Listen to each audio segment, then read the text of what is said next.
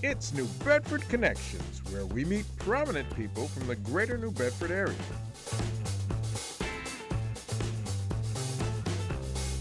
Now here's your host, Paul Santos.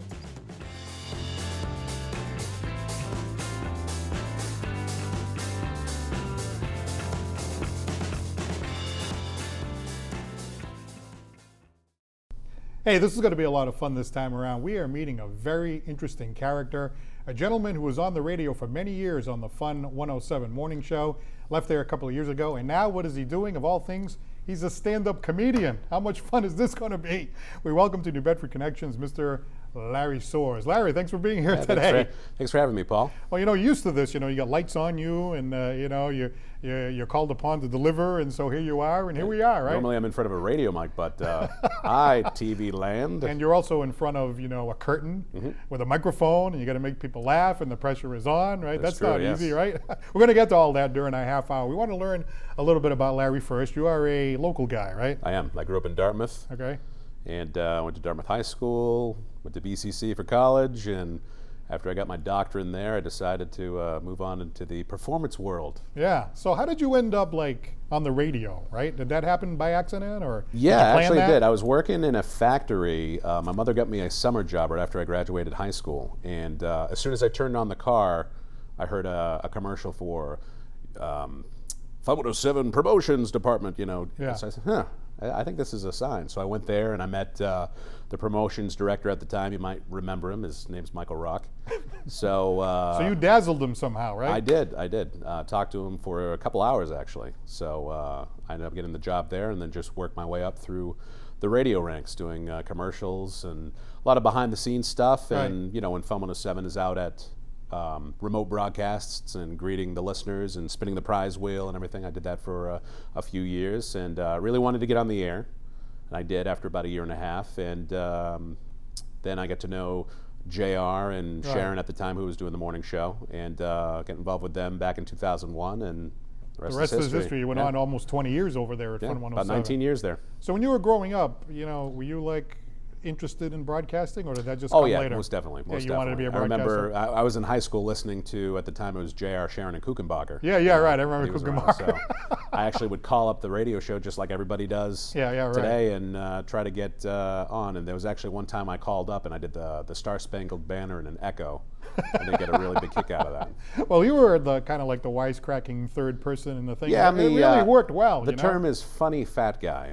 You were the funny fat guy.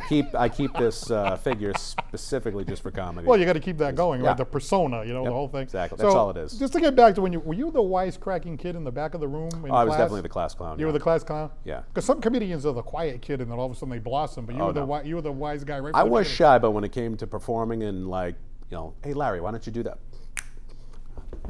You would do it. Yeah, exactly. All right, so off you went to Fun 107, almost 19 years on the radio. Made a decision one morning, hey, we're going to make an announcement, Larry's leaving. Why does Larry leave Fun 107? It sounds like you're having so much fun over there. Well, actually, I left twice. I left back in 2007. I'm sorry, I don't remember the first time you left. No, yeah, I wasn't, kind of slipped away and nobody noticed. Knew who I was back then, but no, I was... they call it the Boomerang Club there because a lot of the people that leave come back. Like everyone who's there, Michael Rock, Christine Fox, they left. And JR, everyone has left and come back. So I was definitely part of that club. But I decided to leave in 2015. Just for it's been there for almost 20 years. It was just time to move on and do other things. And and I had the day job, and I'm just doing stand-up comedy right now in the nighttime or whatever free time I can get. So I thought I heard you on the Plymouth station. I'm currently on there right now as well. Yeah, 99.1. So I do some weekend stuff over there at today's Easy 99.1. There's a lot of familiar names over there, like Pete Braley, Scott Reniche, Larry, and I'm like, wow, this is like a lot of people that used to be. When you only have certain skills, All right, so tell me about this comedy thing, because people enjoyed the fact that when you were on the radio, you were like the comedian, the third guy to make the wisecrack in the background and all that. And I think it really worked. And I don't think anybody realized that you were doing some improv at the same time you were on the radio, right? Yeah, and I'd use those skills specifically for the morning show. I would purposely not be a part of the morning show meetings just so when I heard stuff for the first time, as listeners would, they'd get an honest reaction. So if somebody was talking about something, I was like, really? And usually some sort of sarcasm would come out because that's just my personality. And the improv really helped out with that. So I did that for about 10 years. But you never went to school for the improv, right? You just No, kinda I picked got it involved up? with this group called the Speed of Thought Players out of Providence. And Not easy to do. Right? No. So a friend of mine brought me to one of their shows about 17 years ago. And I started, and I'm like, ooh, I like this. So I kind of put the stand-up thing on hold. I always hid in the back of my mind, I'm going to do stand-up comedy. I'm going to do stand-up comedy because I loved George Carlin. I loved a lot of the up-and-coming comics that are out now. I'm glad you mentioned somebody from my generation. Yeah.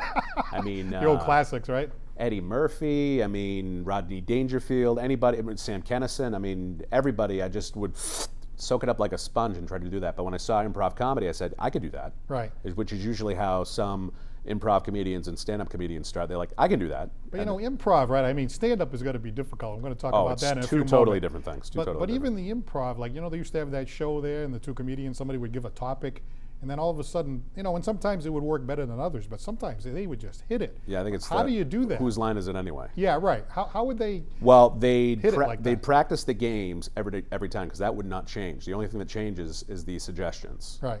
So there's certain games like two people will be doing a scene, going back and forth, only talking in the letters of the alphabet. So some would start with A, B, C, and then go back and forth. It would be all in, or it would be like, well, all right, let's play another game. That would, that would happen. Right. So that does normally happen, but on TV they edit it up so it's all the good stuff. Yeah, right. Keep the good stuff out there. Yeah. So how did you blossom over from the improv to the stand-up? Well, last year, actually, because I've actually only been doing it for about a year and just a few months, I said, you know what? Now's a better time than any. I kind of put it on hold for a little bit. I tried getting back into it in 2010, but then I had my son. I have a 6-year-old and a 3-year-old right now, and kids usually put things on hold for a little bit. Right, you're a family man. Yep. So now married with kids. Yes. Yeah, married with children.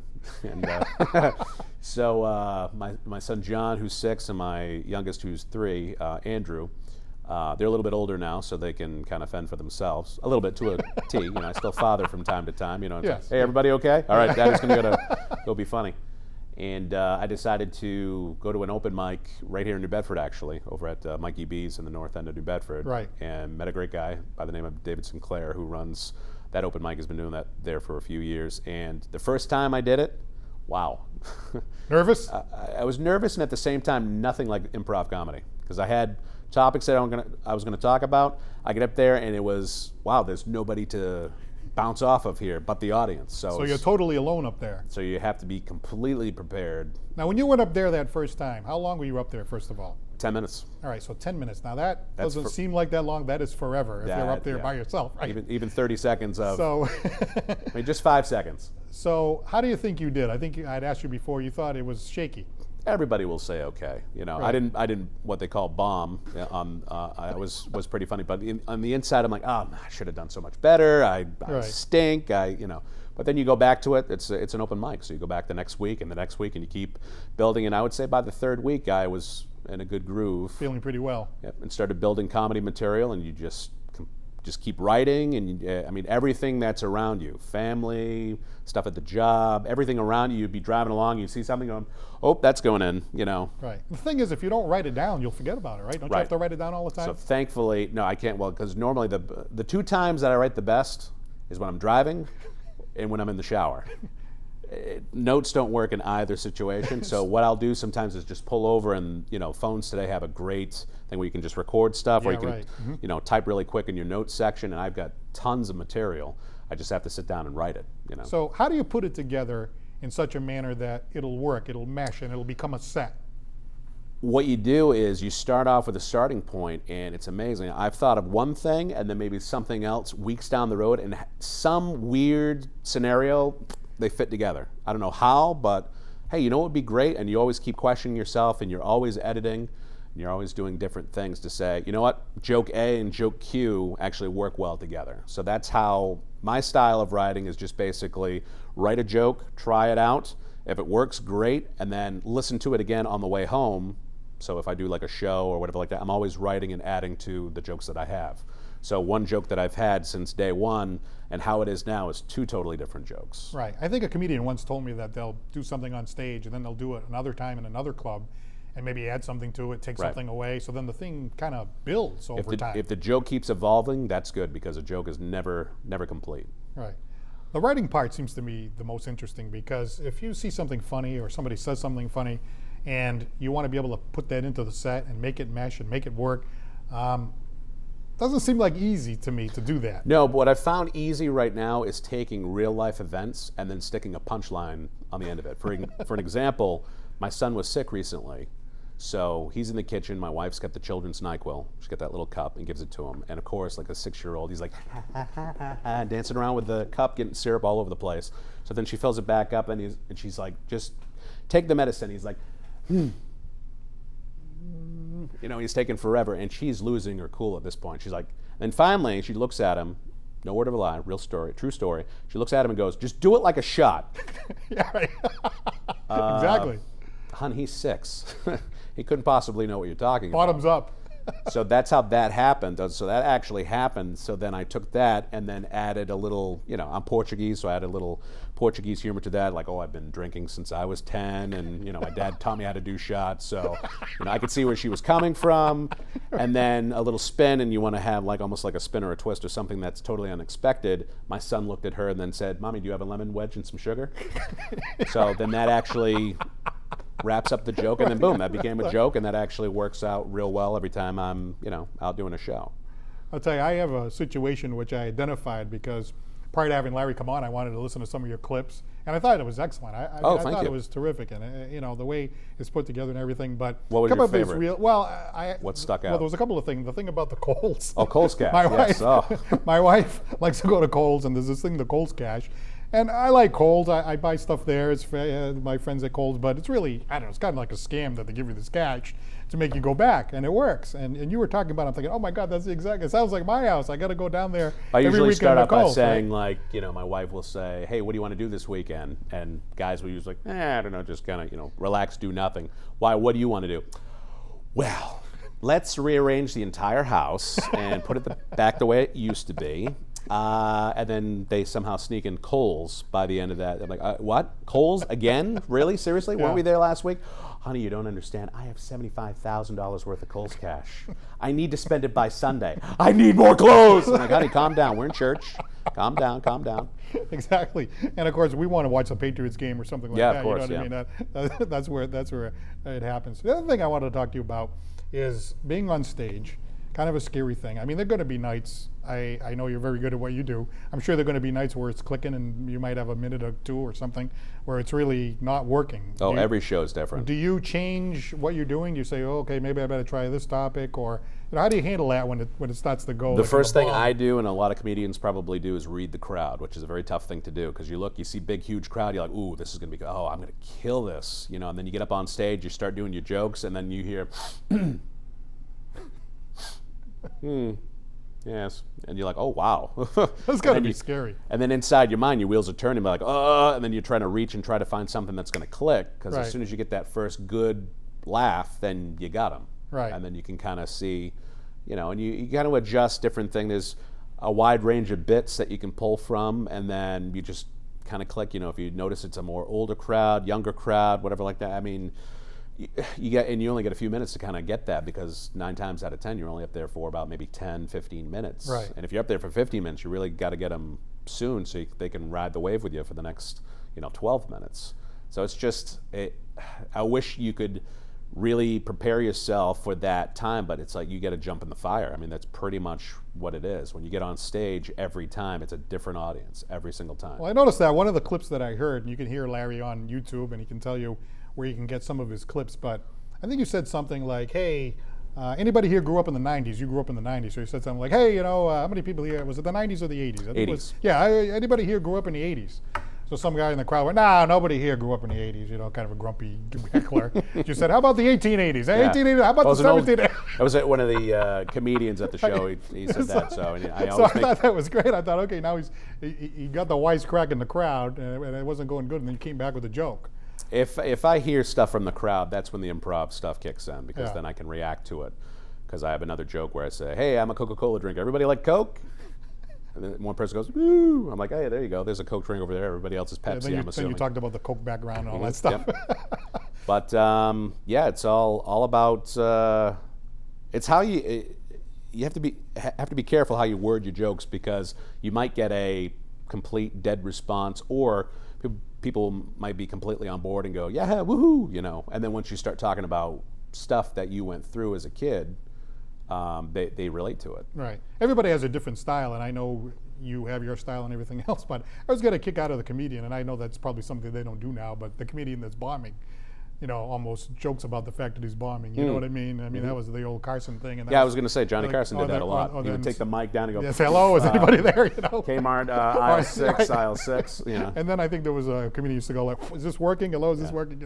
I mean, you can't do that all the time, but do you have like a way where you can almost say, almost poke fun of the joke, or have a way out of where you're headed, a lot of comedians worry about like heckling, because if they get thrown off and they really like lose their timing and everything like that. I try to make fun of myself as much as possible, so I'm kind of heckling myself. Right. So I kind of take care of that. I have really, and I'm trying to think, I haven't really been heckled to the point like, you stink, but I've had people comment while you're doing a bit, which is kind of the same thing. Right. Because it's really not a conversation between you and the audience, it's more of a delivery, and they kind of hear it and laugh and do their thing. So I guess it all depends on, I kind of thrive off of the rowdy crowds. I kind of like those crowds that have energy and are willing to give their 2 cents, because it almost makes it funnier. Is it true that having 2-3 beers before you go on actually helps you get comfortable? No, you heard about that, huh? Yeah. I think I heard about that. Yeah, might have been another comedian that told me that. No, it relaxes me, because when I first started performing, because the first time I ever went on stage was back in my senior year in high school. That's when I said, I want to do this as a living, be a stand-up comedian. But the problem, I had stage fright. So it's not good for a stand-up comedian. No. So as I got older, and obviously when I became of age, I was able to fix that a little bit. But it's going to be a little bit nervous, but it actually calms me down, and then I can kind of slow down and not rush through jokes and everything. So it kind of actually helps. And then the inner funnier me kind of comes out with that. So it kind of helps. Right. Everyone's got their own routines before they start doing a show and everything like that, but that's mine. Well, I got to tell you, I got to keep the beer businesses in. So. And you're helping with that. Yes, I'm helping out. They give me free glasses. I have no desire to be a stand-up comedian, but I do have kind of like a little bit of a bucket list. And I saw one time online that I think it was the Comedy Connection in Providence. I think they even did it at the Zeterian. They had a class that you could go to. You could go to the class, because I'm fascinated with writing jokes and how you put a set together. And they actually had a course where you could go to the course 4 or 5 weeks. You write all the material. They teach you how to do it. They teach you how to get comfortable. And on the last day, they throw you up there at the Comedy Connection to open for 5 minutes. Now, 5 minutes, okay. And I'm saying to myself, I got to do this sometime just to feel what it's like to be up there. So my question is, what is it like to be up there? I mean, you are totally alone. So you're up there. If you're bombing, you're bombing, right? Well, fortunately for that particular class, and I think they're still running it, you're in front of the rest of the class. So if it's like 10 to 12 people in the class, and I think they let you invite some of your friends and family. So that helps. helps. So I think that helps a little bit. But actually, the more people in the audience, the better. I think they teach you to get to. One of the things I've heard all the time is talk to the audience. Don't just stand there like a robot and just tell jokes, because you got to communicate. You almost got to communicate and make eye contact and really connect with somebody, because you never know. You could be saying something to somebody and somebody over here goes like, oh, they totally related to me. That's awesome. That's great.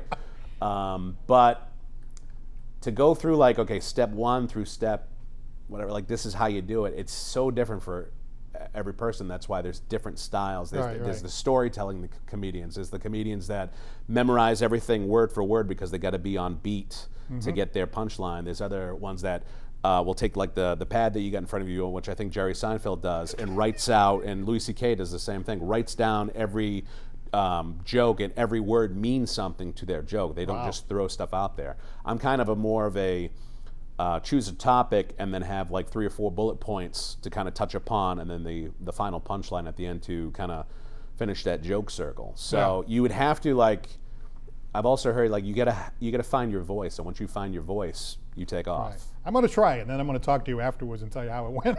It doesn't matter. So you bomb, so what? Who cares? You If only we don't live see once. you for a few weeks, I'll know You only exactly live once. how it went. You only live once, so why not? No, it's real fun to do, and it's kind of indescribable when you're up on stage and you hear an audience laugh. It's almost like a drug. It's so addicting, and it makes you feel good. And like all those whatever they call the things anxiety that make you go woohoo. They're firing on all cylinders, and The endorphins. that's it. That's it. Yeah, that's the endorphins. Yeah. That's why I was in radio. I didn't pass science. All right, we're talking to Larry Soares. He was an announcer on Fun 107 for many years. He's now doing stand-up comedy. So your career is blossoming a little bit. You're headed off to New York. This is fantastic. Yeah, that was kind of a surprise. I was contacted last week by the booker who schedules the comedians, and this gentleman that runs Dangerfields, which was a huge comedy club back in the 60s. Rodney Dangerfield started back in 1969. I mean, this is big time here. So that's one of my bucket lists, to perform in that club that a lot of comedians that I looked up to have performed in, and I still to this day watch those sets on YouTube. Yeah. Sam Kinison, Andrew Dice Clay. I gotta tell you. Who's the? His name escapes me. Who's the guy that does the football routine? Something Nelson. Oh, I can't think of it. I know Carlin, of course, did the baseball-football comparison routine, but that's something else. Bob Nelson, I think his name is. Oh, is that right? Yeah. But I get to be on that stage that they performed The same guy. I got to tell you, I like a lot of different kinds of comedy. So you see Santos, he's an attorney, hustles around in broadcasting on the side, kind of a gentleman guy. I look up this old bit of, Andrew Dice Clay with the nursery rhymes. Oh, yeah. And I think this thing is hilarious. And my wife was like, please, shut that garbage off, And I just think it's so stupid. He just took the nursery rhymes and of course, made them. As soon as you hear Little Miss Muffet, boom, I'm in. I'm in. I'm thinking, what? Oh, the whole thing. And I'm like, this is hilarious. And I have two sons. One son and me were rolling on the floor. My other son and my wife were going like, now, this guy's an idiot, right? So Rodney Dangerfield had this young comedians thing that he had on HBO, which had Andrew Dice Clay, Sam Kinison. And if you watch, that was the first time that he was at Dangerfield's back in 1987 when he started doing those nursery rhyme things. He didn't do the oh. No, I know. I saw the older stuff. 2 years later, or 2 or 3 years later, when he said Dice Man Cometh, I think was the first one that he did, 1990. Then he adds the oh, so you can see how a joke progresses. Right. I saw the older stuff, and then I saw the stuff when he honed it, and it was better later on, right? Yeah. So that's what you're trying to So accomplish. that's a perfect obviously. example of something so simple as come a long way, and just a simple oh at the end of it added to it. Made it so much funnier. All right, we're down to our last, 5 or 6 minutes. So I don't know, you got any material you can throw at us? Do you have any any voices that you do? Anything you can kind of toss at us on the way out? I mean, this is big time. This is NBC, New Bedford Connections. Well, quickly, I mean, I will say this. I am so glad that summer's over because I didn't have too many good summer memories. Like I used to go camping up in Maine, and I was with my friend Jonathan at the time. We're in the middle of this pond, and what they didn't tell us was this pond emptied out into an ocean. So we saw a shark, freaked out a little bit, as you would do if you saw a shark. He jumped over the canoe, made it all the way to shore. I'm like, great, we just left an hors d'oeuvre. That's awesome. So the shark's going around in the circle. I'm like, man, I got to calm myself down. I got to sing something. The only thing that's coming to mind is row, row, row your boat. I can't do that. You have to sing that in a round. I'll do it.